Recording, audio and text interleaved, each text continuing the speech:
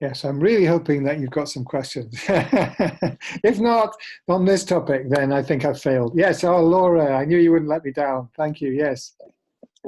Hi, David. I'm sorry. I'm yet No again worries, I late. I understand really that. am very Yeah, no, no, sorry. I Sorry. understand it's your schedule. That's fine. Don't worry.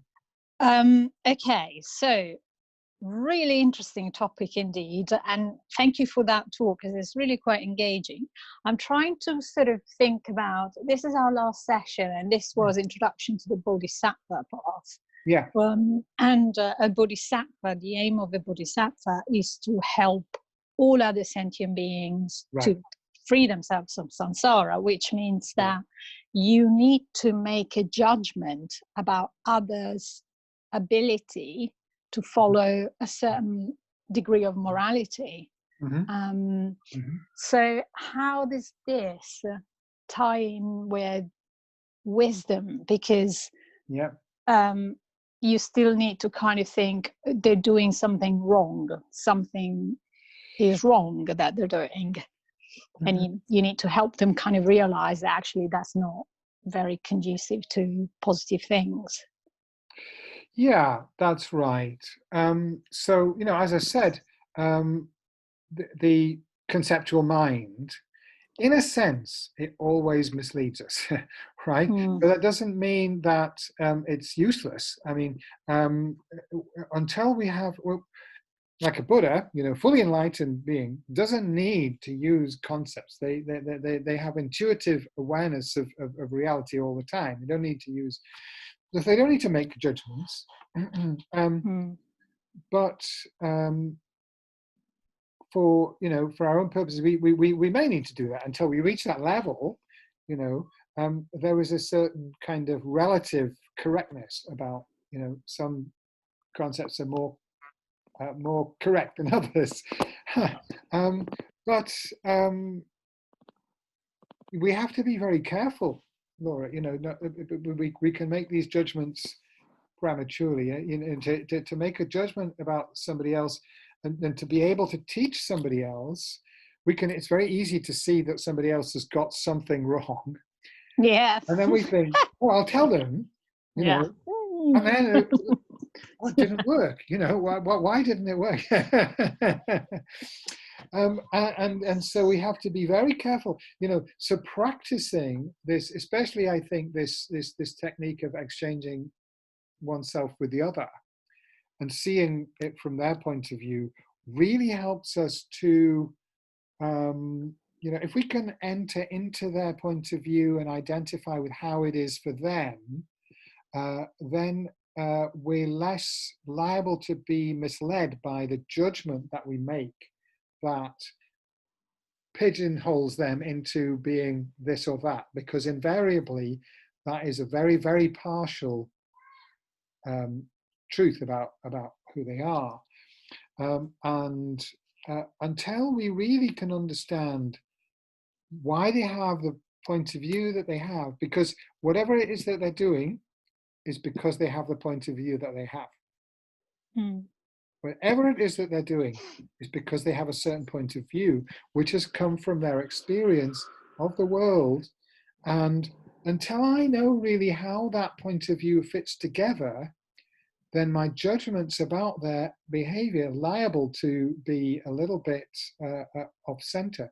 So what I'm saying is,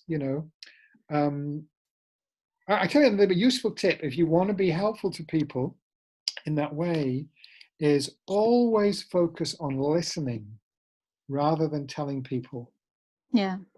where they're going wrong. Because if you ask them questions and listen to what they say, they already know actually. They already know Mm. what's wrong. But how can I put it? Like we all know what's wrong, don't we? So many times in this class, it's been very clear to me that we all know the theory, and yet our mind is still doing those things that we wish it wouldn't do. Mm. So it's kind of too easy to say where someone else is going wrong. Mm. Not nearly so easy to give them guidance which will help them to do it right. And in my experience, the best way is to, if we listen carefully to where someone else is coming from, then we may get into this kind of a bit of a rapport, you know, and with them we kind of tune in to where they're coming from. And then we don't need to analyze and think so much. We probably will say something helpful. When there's that good communication there, we're more liable to say something helpful, and it won't come out as a criticism. Do you see what I mean? Yeah. I suppose, David, I'm thinking like in sort of, you know, conventional reality. Yeah.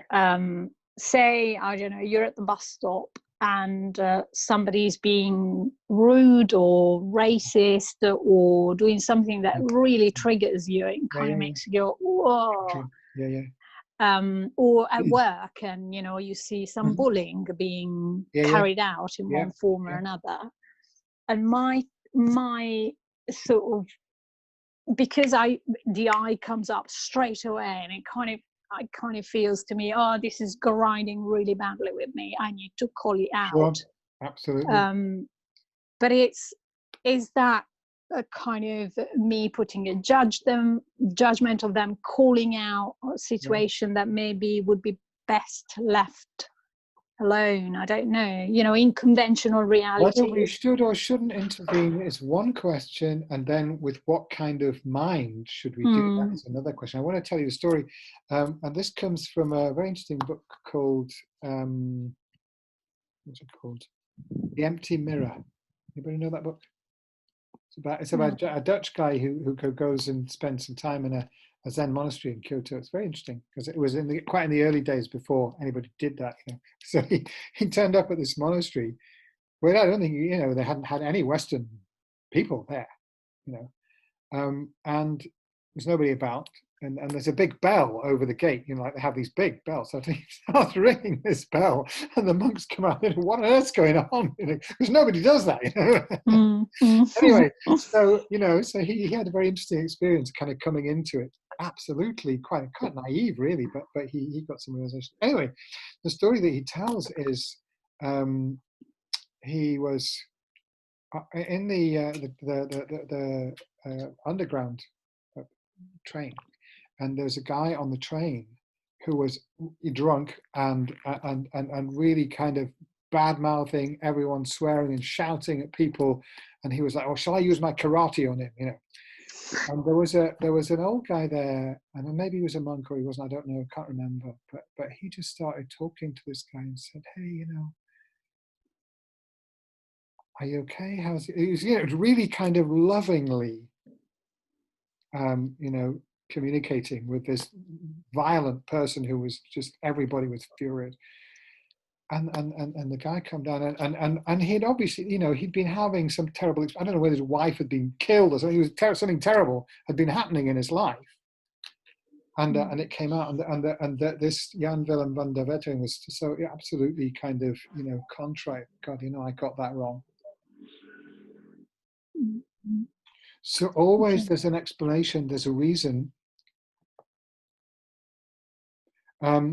So if we deeply understand that, then we can come from compassion. But it doesn't mean we shouldn't intervene if somebody's being hurt and harmed.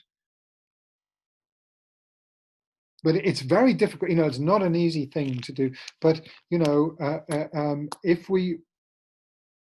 for it to be helpful, rather than making the situation worse, generally that's the condition, that we have to be able to do it coming from compassion and wisdom.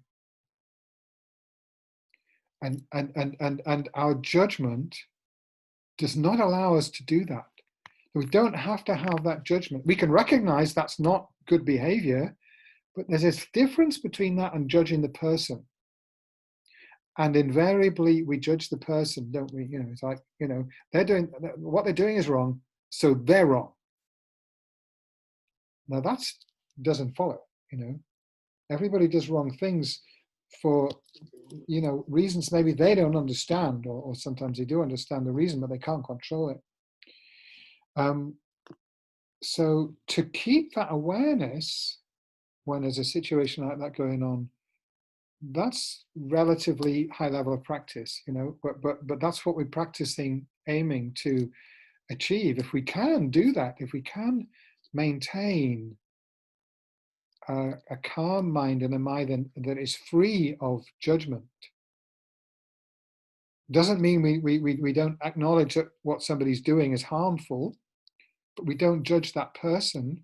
We recognize that there's a causes why they're behaving like that, which is not in their control, because that's always true. No one would act wrongly and harmfully if they knew how to do otherwise. And there's one of the things that's commonly said in the, you know, the Mahayana teachings is they are under the control of negative emotions. Shantideva says, you know, if I become angry with the person who's hitting me with a stick, you know, why don't I become angry with the stick? Because it's the stick that I'm receiving the pain from, and that's controlled by the person. The person is controlled by their anger. So they're in just the same situation. They're also just at the mercy of their anger, as the stick is at the mercy of the person holding it, right? So if we can keep that awareness in a difficult situation, then we can be very helpful to people, right? But it's a little bit advanced, so we need to train our mind. Yeah, thank you. Great question. Thank you. Yeah. David, what about the psychopath who isn't feeling anything, who's just doing it because they can?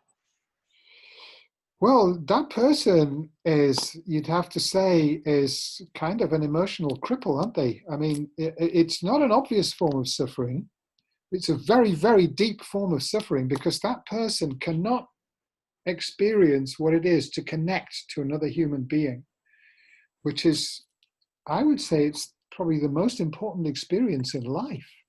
So although they may have a lot of money, some of these psychopaths, you know, they're very, very, you know, very intelligent, very capable, and they're often very successful in life. They get all those material things, but I'm suggesting we could have compassion for them, because they are totally cut off from everybody else. Even though often they have great insight into how other people operate, but they see other people as things. They don't have an experience of, I want to say, communion with another person.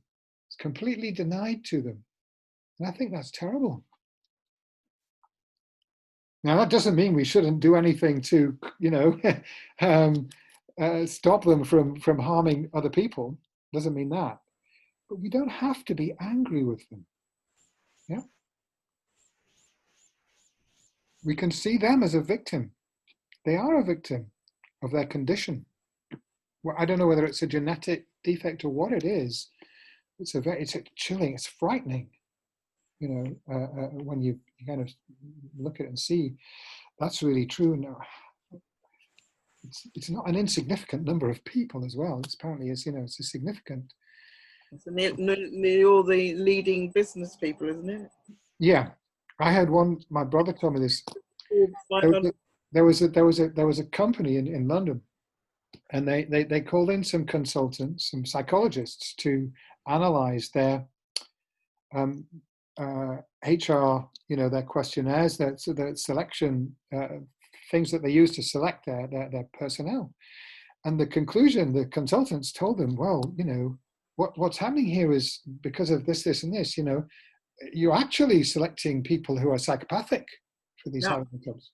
And what did they do? They changed the questionnaires so that they were selected more accurately for people who are psychopathic. They selected, yeah, that's what I heard. Because they know that those people tend to be very successful. Ruthless. Completely, yeah. Yeah, I mean, if you're a psychopath, you're ruthless, aren't you? But obviously, brutal, yeah. You know, it makes sense when you think about it. If they were sort of using those kind of questions, and they were selecting people who are highly psychopathic, well, the top people in the company were going to be like that, weren't they? And yeah, it's true. It's terrifying. I mean, it's amazing that the world works as well as it does. There must be a lot of compassionate people in the world, if that's the case. to balance out the psychopaths. It's the only kind of good spin I can put on it, I think. But well, it's also good when you don't actually succeed at an interview, a job interview, to think, oh well, they're recruiting psychopaths. I'm not one of them. Psychopath scale, yeah. Good point, Laura. Thank you. Yes. Okay. So I'm afraid we're coming to the end of our time together. So I always do a little breakout room. So it's going to be about 10 minutes. And I guess we'll do it in pairs. And so what I'm going to ask you to talk about is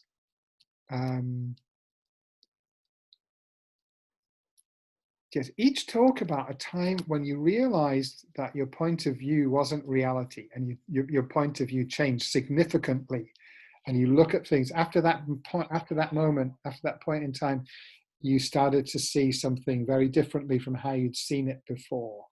Just to get a sense in your mind that that point of view is not reality. Okay, so Zoelia is just saying on the chat she's having to leave, and thank you very much. Well, thank you, Zoelia, and hopefully we'll see you again another time. All right, thank you. Okay, so we'll